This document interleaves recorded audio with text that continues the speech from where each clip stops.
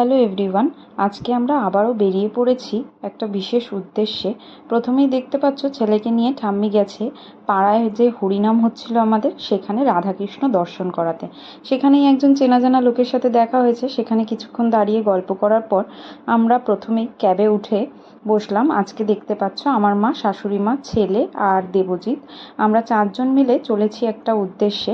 আর সেটা হলো অন্য কোথাও নয়, আজকে আমরা আবারও যাচ্ছি সেই ত্রিপুর সুন্দরী মন্দিরে, যেটা প্রেগনেন্সির টাইমে আমি একটা ব্লগ বানিয়ে তোমাদেরকে দেখিয়েছিলাম।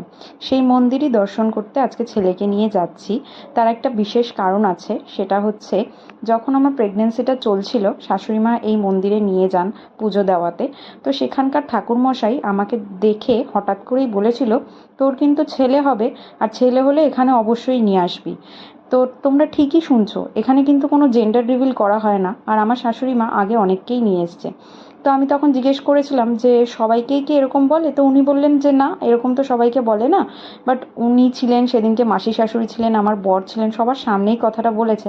তো তখনই সবাই বলেছিল যে যদি সত্যিই এটা হয়ে থাকে তাহলে এই ঠাকুরমশাইয়ের হাত থেকেই প্রথম প্রসাদটা ওর মুখে দেওয়াবো। তাই জন্য ওর অন্নপ্রাশনের আগে আমরা আবারও চলে এসেছি মন্দিরে পুজো দিতে।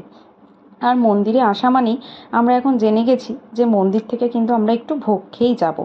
আর সেই জন্য আমরা ওয়েট করছিলাম পুজোর পরে।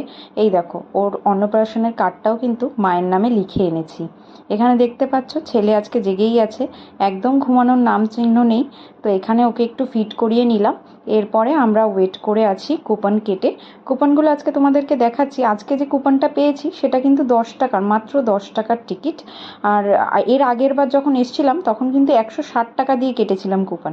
তো আমরা ভাবছিলাম 10 টাকায় হয়তো হাতে কিছু ভোগ দিয়ে দেবে। তো সেরকম কিছুই না, আমরা একটু ওয়েটিংয়ে ওয়েট করলাম। এই মন্দিরটাতেও এসে দর্শন করলাম। এখানে চারিদিকে সুন্দর করে সাজানো, বাট সেটা আমার বড় ভিডিওতে আছে বলে আজকে আর বড় ভিডিও করিনি, ছোট্ট একটা শর্টস করলাম। তো আমরা ওয়েট করে রয়েছি। 1:15 থেকে এখানে ভোগ দেওয়া স্টার্ট হয়।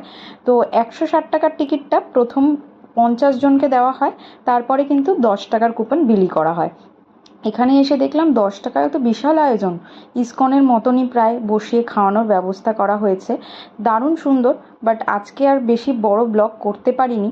অন্য সময় যদি আবার যাই তোমাদেরকে এখানে কি কি খাওয়ানো হয় সেটাও দেখাবো।